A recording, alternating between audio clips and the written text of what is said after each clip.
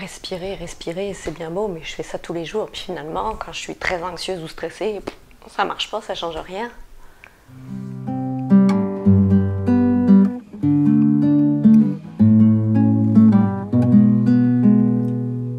Bonjour, mon nom est Aglaé Lemarchand, je suis docteur en psychologie et aujourd'hui, on va parler de la gestion du stress, de la respiration.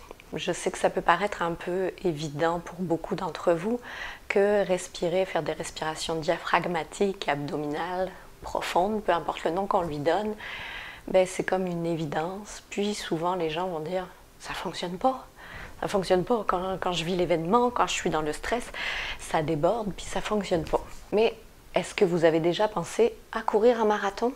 Bon, moi personnellement, non, mais pourquoi pas? Par contre, qu'est-ce qu'on comprend? Tu sais, j'ai des amis qui en font et on comprend que ça se prépare, ça s'improvise pas. Si je décide de courir un marathon, je ne vais pas faire ça du jour au lendemain. Je ne me lève pas un matin, je prends mes souliers et hop, je m'en vais courir mon 40 et quelques kilomètres. Non, non, non. Ça se prépare, il y a comme des entraînements. Je vais y aller de façon progressive aussi dans l'entraînement. D'abord, peut-être, je vais faire quelques kilomètres, puis agrandir au fur et à mesure sur une couple de semaines, quelques semaines, voire quelques mois. Je vais planifier aussi ma récupération. Une fois que j'ai donné un gros effort avec mon corps, c'est important que je prenne un temps pour en prendre soin, réparer les muscles peut-être qui ont été un peu malmenés par l'effort. Donc il y a l'entraînement, la progression, la récupération. Et puis, il y a aussi tout ce qui concerne l'alimentation, le sommeil, l'hygiène de vie qui vient autour pour me permettre d'avoir assez d'énergie, d'être assez en forme pour faire mon marathon le jour J. Donc, vous comprenez bien que ça ne s'improvise pas. Il y a de la répétition là-dedans, il y a de la pratique pour atteindre un résultat. Puis, évidemment, si je me blesse au travers de ça, ça prend aussi des moments où je vais d'abord guérir ma blessure avant de me remettre en marche, puis peut-être même recommencer par de la marche, faire des intervalles, courir, pour ensuite reprendre un peu mon entraînement où il était arrêté. Pourquoi est-ce qu'on ne fait pas la même chose quand on se sent stressé?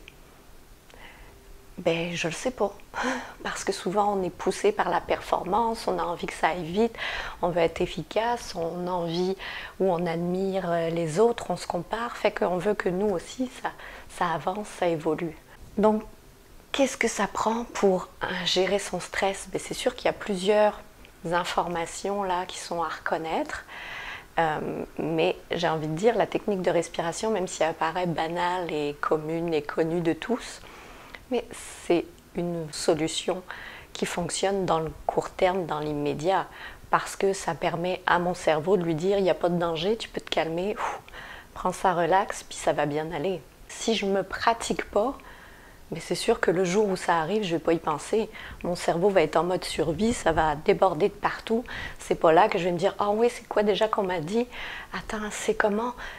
Il faut-tu que je respire comme ci, comme ça, c'est combien déjà ?» Non, c'est important que ce soit comme intégré, puis quasiment routinier dans le quotidien.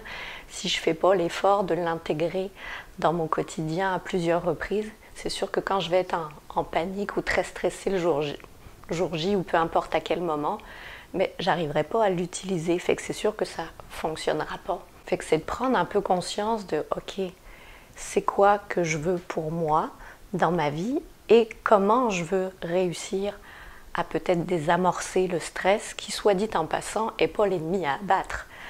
Le stress, c'est un indicateur que quelque chose ne va pas non plus ou qu'il y a quelque chose qui vient me chercher. Fait que j'ai davantage à regarder qu'est-ce qui a causé ce stress et travailler là-dessus, tout en ayant l'outil de la respiration pour calmer, puis justement faire de la place au hamster pour qu'il puisse arrêter de courir dans sa roue et me laisser regarder c'est quoi le contexte pour y réagir. Alors, dans une autre capsule, je vous parlerai effectivement de comment dealer avec ces stresseurs. Bye!